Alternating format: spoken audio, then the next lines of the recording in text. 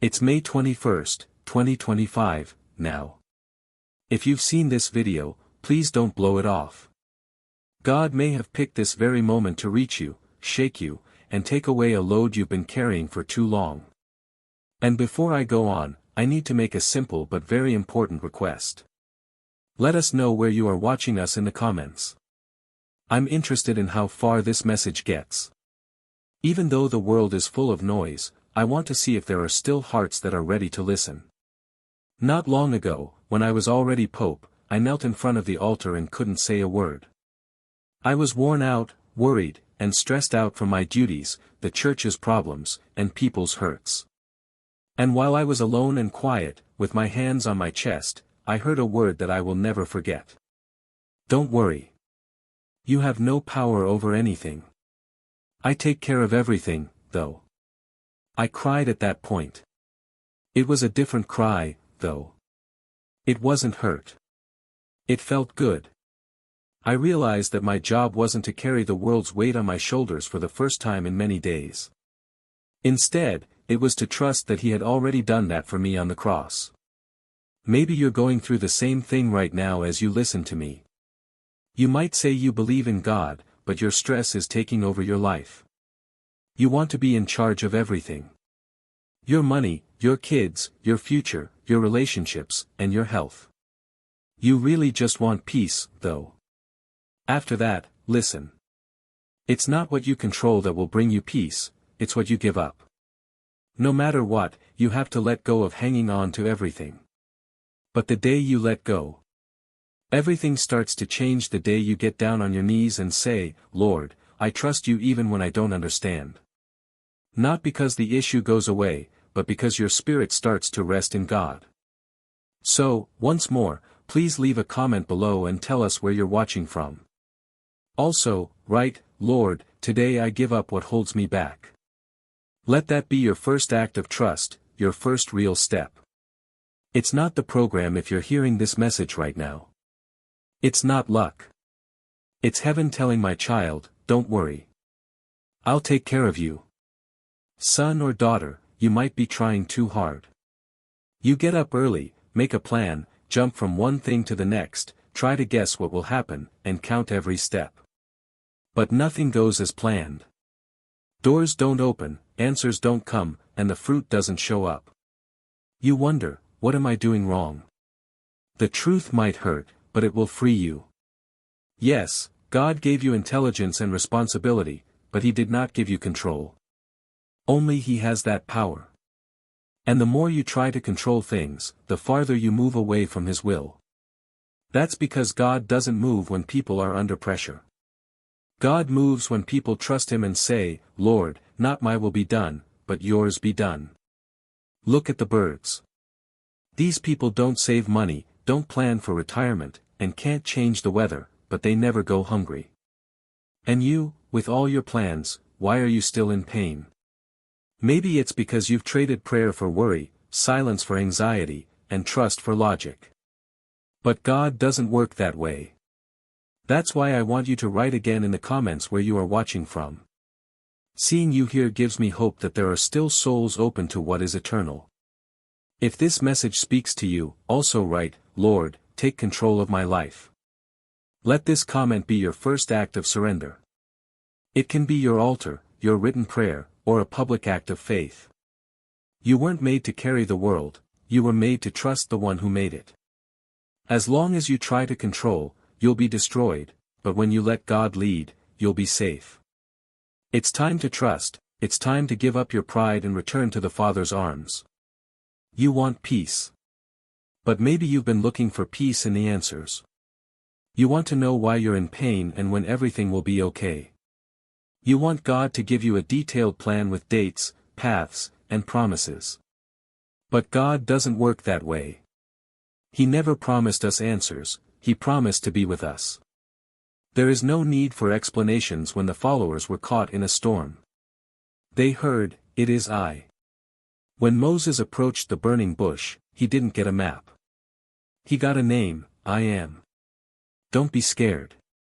Peace didn't come when the wind stopped, it came when Jesus got into the boat.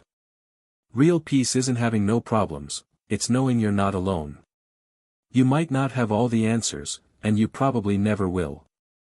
But if you close your eyes, take a deep breath, and open your heart to God's presence right now, you'll feel a peace that defies logic. That kind of peace doesn't come from the outside world, it's born when the soul gives up. It doesn't depend on what happens, it's based on one unshakable truth: He is with me.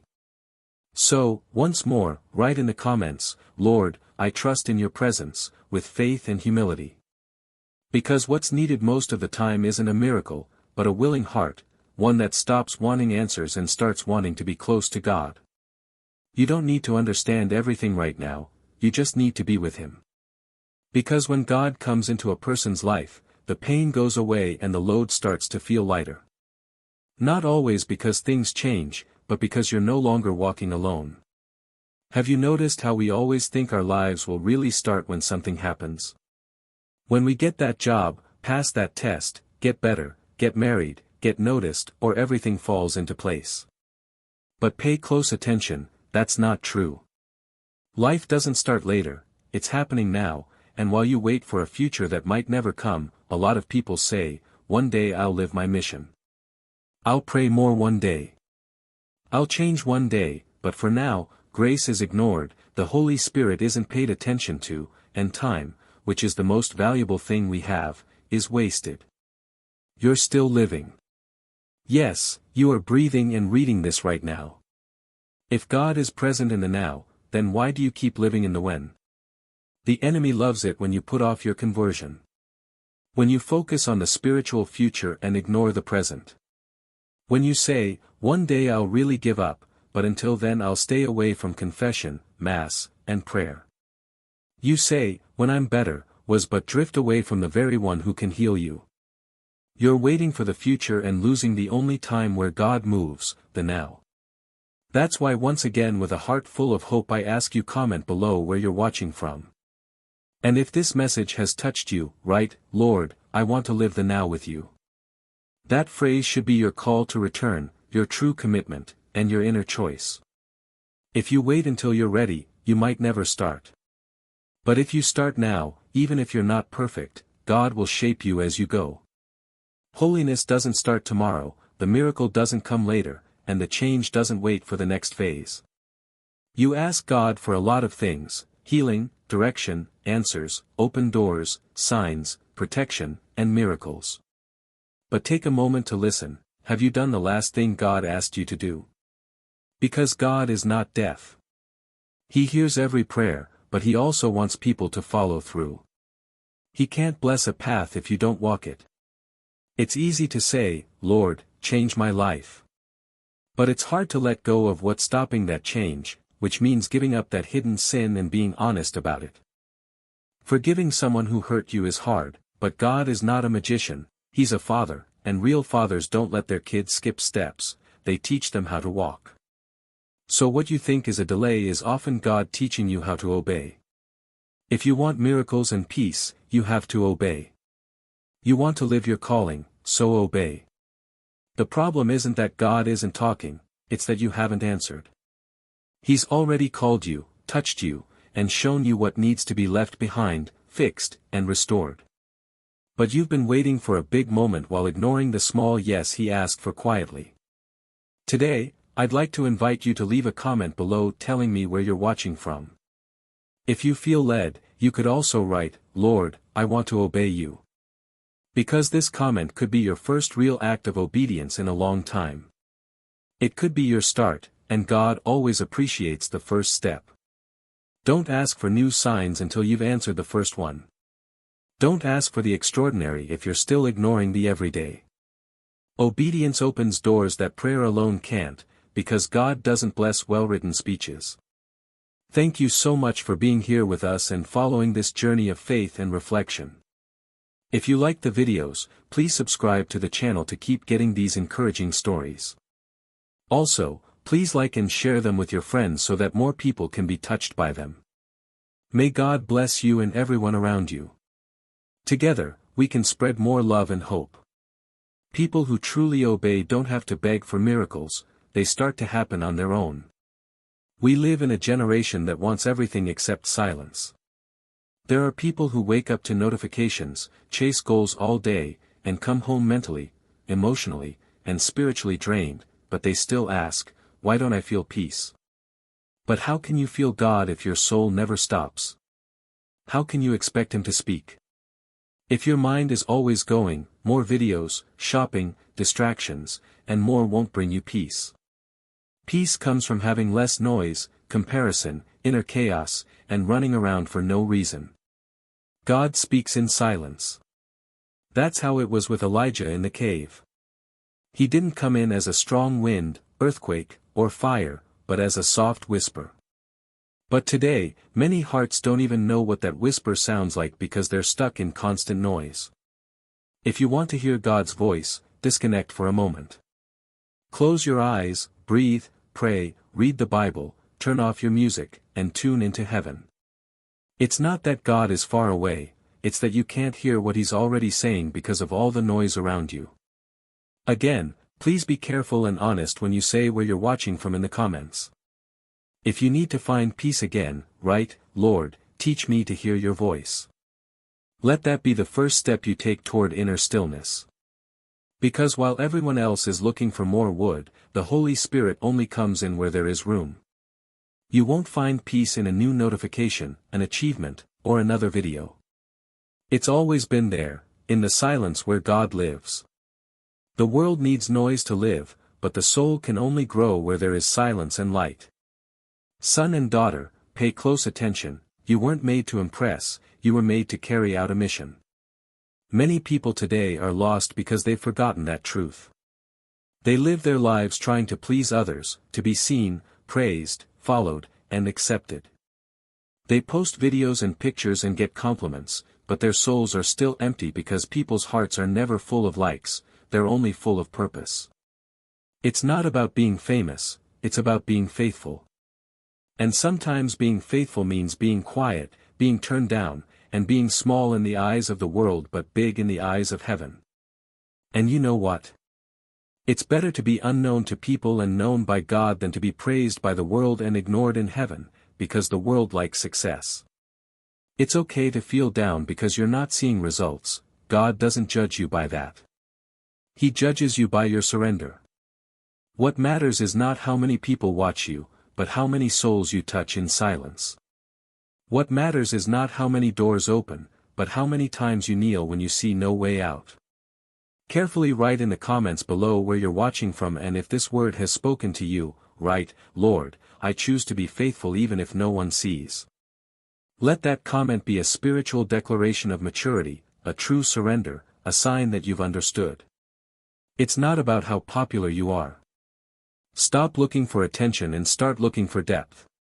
Because when God finds a soul that is faithful in secret, He turns it into a lighthouse that shines on the whole world. We live in a time when looks are everything. The body has become an altar, a symbol of youth, a source of pleasure, and even a religion. Few people remember, though, that the body, no matter how beautiful or strong it is, will fade, age, die, and turn back into dust. What will be left? Your soul, the part of you that you forgot to feed. You are not a body with a soul, you are a soul with a body. And when you realize that, everything changes. You care more about the things that no one sees, like your thoughts, your prayer life, and your relationship with God. You stop comparing yourself to others and don't let filters, clothes, or mirrors define you anymore, because you know that what defines you is what's inside. Your soul longs for eternity and won't be satisfied with temporary things. That might be why you're so restless. You're trying to quench an eternal thirst with earthly sources and fill a spiritual void with temporary distractions. But only God can fill the space He created inside you, no one else, nothing else. So, as we've done at every stop on this journey, leave a comment below telling us where you're watching from. So, if this message touched you, write, "I am a soul and I want to live for heaven." Make that more than a comment, make it a choice, a shift, a turning point. Because when you start living as a soul, the world can't control you. Remember that your body is a temple, but your soul is where you will live forever. Pay attention, that's a lie the enemy tells you to keep you from moving forward. Take care of what will last forever. Live like you have a soul, and your life will shine for many. What are you still waiting for? More time, more money, more peace, more faith, more maturity. People like Abraham didn't know where he was going, Moses said he didn't know how to speak, Jeremiah thought he was too young, Peter was rash, Paul was a persecutor, and Mary was just a girl in Nazareth. But their mission starts as soon as they say, Lord, even without understanding, here I am. They weren't ready, but they all said yes, and that yes changed history. Because when you obey, even when you're scared or in the middle of a storm, heaven starts to move. Maybe you've been putting off a mission for too long. God asked you to say something, but you kept quiet. He gave you a gift, but you buried it. He called you to prayer, purity, forgiveness, and service, but you've been putting it off. But know this, time is passing while you wait for the perfect situation. And your first step could save many souls. With faith and kindness, I invite you again to kindly share where you're watching from. And if God is talking to you right now, write in the comments, Lord, even though I'm not ready, I say yes. Let that be your first step, your sending forth, because God doesn't need perfection, He needs surrender. You may not be ready, but God is. And when you give Him what little you have, He turns it into a miracle. People often mix up faith and emotion. They think that having faith means always feeling God, getting chills, crying, hearing voices, and seeing signs. And when those feelings go away, they think God has left, but God isn't a feeling. God is presence. Faith is not how you feel, it's how you choose to live even when you don't feel anything. Do you think the saints were always in ecstasy? No, many of them went through spiritual deserts. For example, Saint Teresa of Kolkata went years without feeling God's presence. Saint Therese had her doubts. John of the Cross wrote about the dark night of the soul. But they all stayed faithful because saving faith lasts even when heaven seems quiet. And maybe that's where you are right now, dry, numb, in silence. Going to Mass without wanting to and praying without feeling anything. That's not a sign of failure, it's a sign of growth. Because real love stays when the fun wears off, and real faith stays when the comfort wears off. So, once more, with care and hope, leave a comment below about where you're watching. And if this word touched your heart, write, even without feeling, I choose to remain. This comment should be your prayer and brave act, because heaven opens for those who keep praying and walking, even when there are no signs or sounds. Don't get lost, God is closer than ever, and if He's quiet right now, it might be because He's teaching you to walk by faith instead of emotion. It's not your faith that gets you excited, it's the faith that keeps you going when things go wrong. You've been to a lot of sermons, read a lot of books, and shared Bible verses. You know what's right and wrong, but you always make the same mistakes and don't listen to the warnings. I'll ask you this honestly, what good is it to know what's right if you keep doing what's wrong? Faith isn't a folder full of religious information, it's a way of life. And it doesn't matter how well you know the Bible if you don't love your neighbor, it doesn't matter how well you talk about holiness if you keep feeding sin in secret. It doesn't matter how many sermons you listen to if you haven't obeyed the first word God spoke to you. Jesus didn't come to find religious experts, He came to find people who were ready to change their minds. And on the day of judgment, God won't ask how many classes you took, live streams you watched, or doctrines you learned by heart. What did you do with what I told you, He will ask. My son, my daughter, is a question you need to start answering today. As we've done at every turn, I ask you again to leave a response below telling me where you're watching from and writing, Lord, I want to live what I already know. You might be converting for the first time in a long time with this simple but powerful choice. It's not how much you know, but how much you live. It's not how well you say things, but how consistently you live your life. It's not how much content you have, but how deeply you surrender.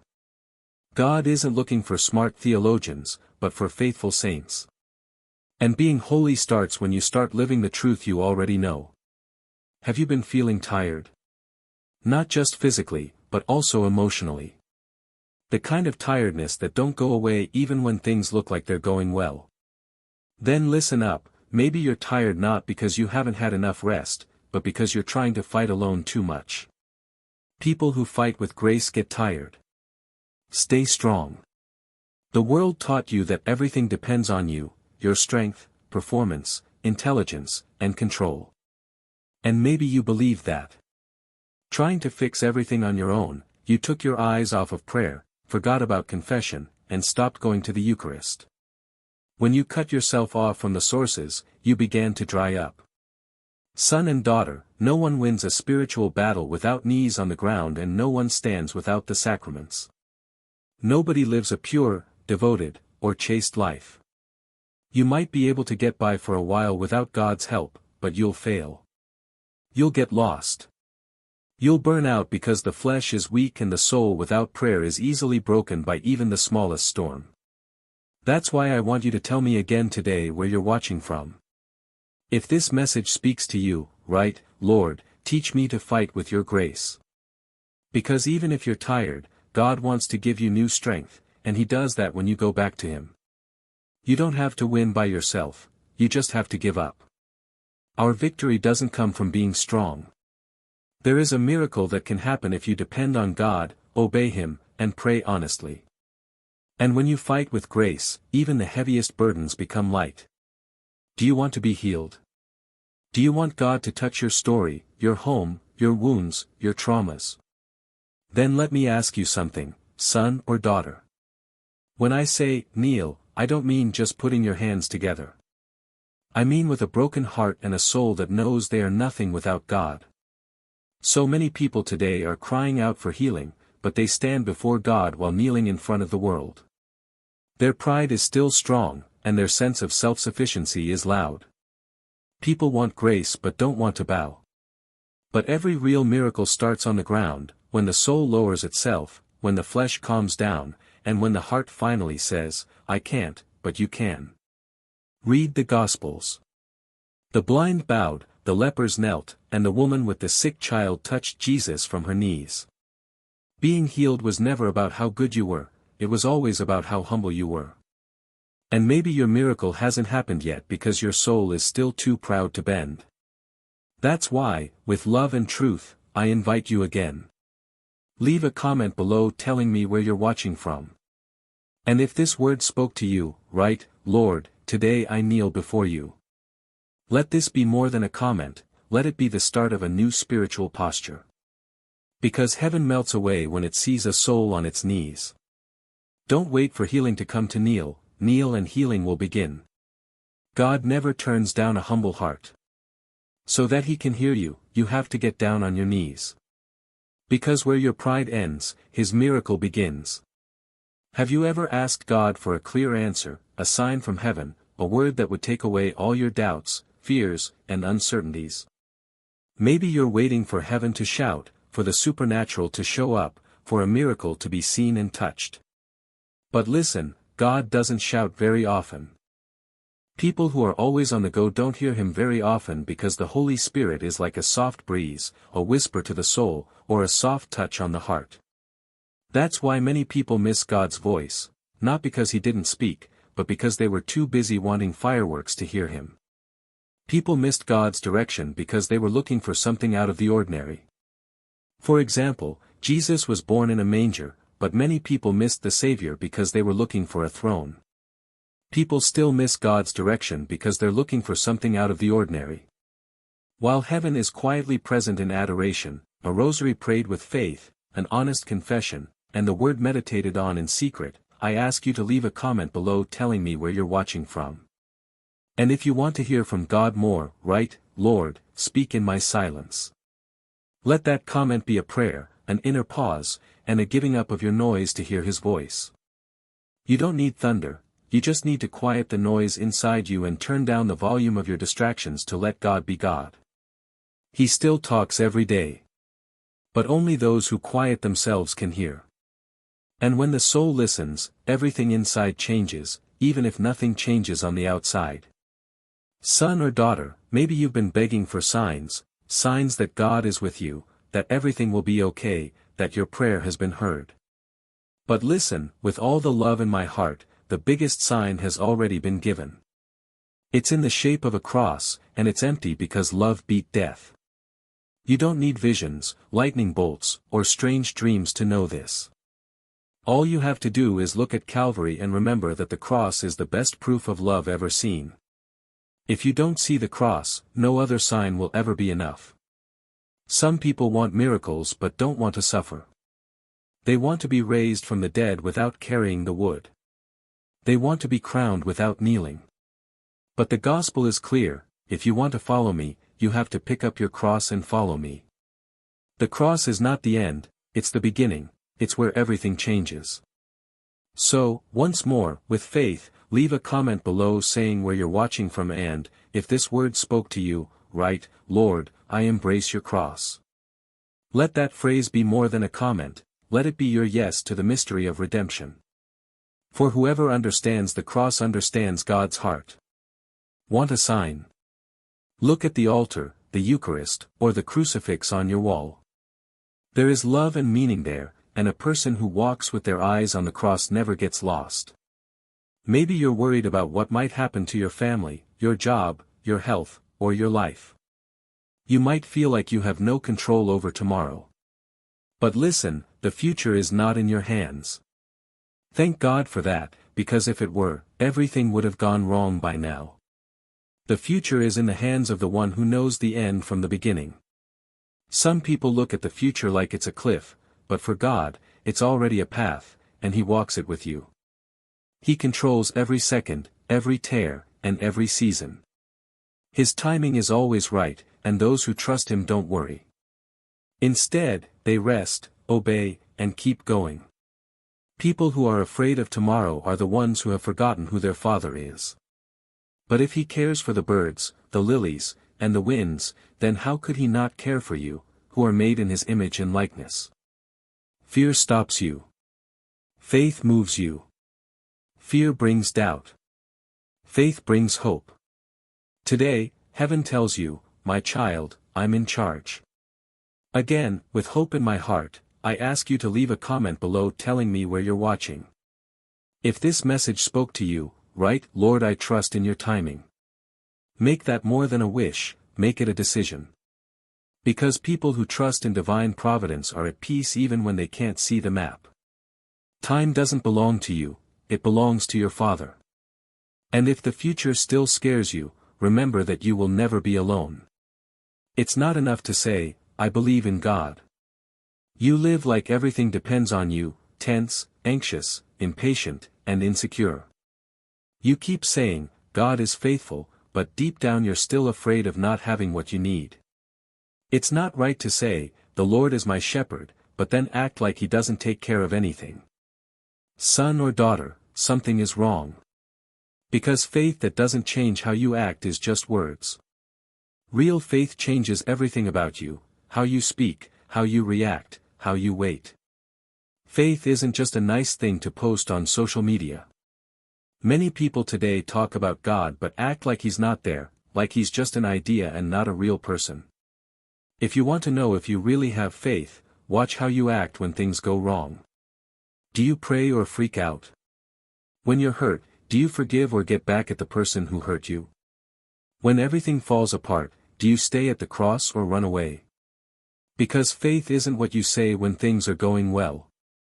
In a sincere and caring way, I ask you again to leave a comment below telling me where you're watching from and writing, "Lord, teach me to live what I claim to believe." Let this comment be a confession and a new beginning, a mature decision, a renewed covenant with heaven. There are many beautiful words in the world, but God wants living proof. It's not enough to say you believe, you have to act like you trust Him every day until your actions match your words. You've looked for peace in many places, including people, things, accomplishments, and pleasures. It's possible that you felt some relief for a short time, but it never lasts. The emptiness, the anxiety, and the restlessness come back because everything in this world is temporary. Everything on earth has an end date. But the peace that comes from God lasts forever. That's why Jesus said, "I give you my peace, not as the world gives." But God's peace comes from trust.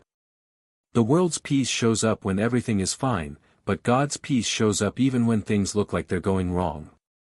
That's because God is not just an idea that makes you feel better, He is peace itself. He is where your soul finds rest. And maybe you're still looking for peace in the wrong places.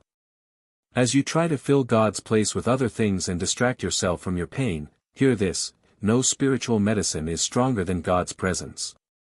And you'll only find this out when you stop running and making excuses and decide to give up and hunt for real. So once more, with hope and humility, I ask you to leave a comment below about where you're watching from. If this word spoke to you, write, "Lord, only in you do I find my peace." Let that comment be a silent confession, an act of giving up. For heaven comes to those who stop looking outside and return to the center. The peace you're looking for isn't in a new place, a new season, or a new person. Return to God with a humble heart, because He is peace, not just something that gives you peace. We live as if everything here were permanent, as if this earth were our home, our goal, and our eternity. But listen, you weren't born to die here, you were born to live forever in heaven. No amount of happiness in this world can quench your soul's thirst for forever. You were made for more, for what is above, for God. The pain you feel and the emptiness that never goes away is your soul pleading, "Don't forget me. This world is not enough for me because I was made for something bigger." The world is a passageway, a school, a journey, but it's not the end goal. A true Christian keeps their eyes on heaven even when they're walking on the ground. If you only live for this life, you'll be a slave to fear, comparison, attachment, and vanity. But when you realize you're a pilgrim, everything changes.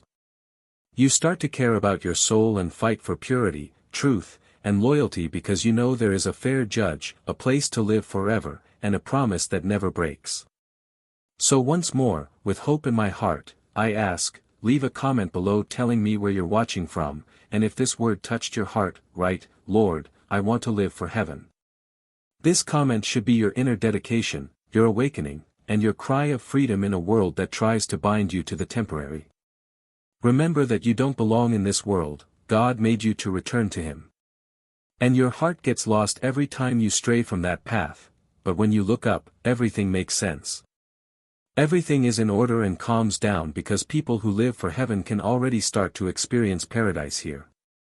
If you've made it this far, it wasn't by chance, because you had time, or because you were lucky. God brought you here. He waited for you. He called you. Now that you know everything, heaven only has one question for you: will you say yes? Yes to conversion, yes to change, yes to forgiveness, yes to obedience, yes to purity, yes to a life of prayer, yes to the rosary, yes to confession, yes to the Eucharist, and yes to your calling. Not a weak or temporary yes, but a firm, mature, and true yes. Son and daughter, heaven is silently waiting for your answer. Don't put off making this choice, don't think too much about it, and don't run away. Because God has already spoken, touched you, and surrounded you with words, signs, and truth. He's now waiting for you to answer. That door, that step, and that response to the love that has been chasing you all along are only possible by you. And for the last time on this journey of faith and hope, I ask you to leave a comment below telling me where you're watching from and writing, "Lord, I give you my yes." Let that comment be the start of your new life, the day you finally gave up and everything started to change. God still believes in you. He hasn't given up. He's still waiting. And maybe, just maybe, this was the last chance He was giving you before something bigger happens. But now you know. Now is the time, the moment, and your yes. Thank you so much for watching this video. Your presence and participation mean a lot to us, and we're glad to share this message of faith and inspiration with you. If you liked what you saw, please subscribe to the channel to keep seeing more stories that touch the heart. Please like, share, and leave a comment below about the video. Let's bring more light and hope into the world. God bless you and everyone you know. See you in the next video.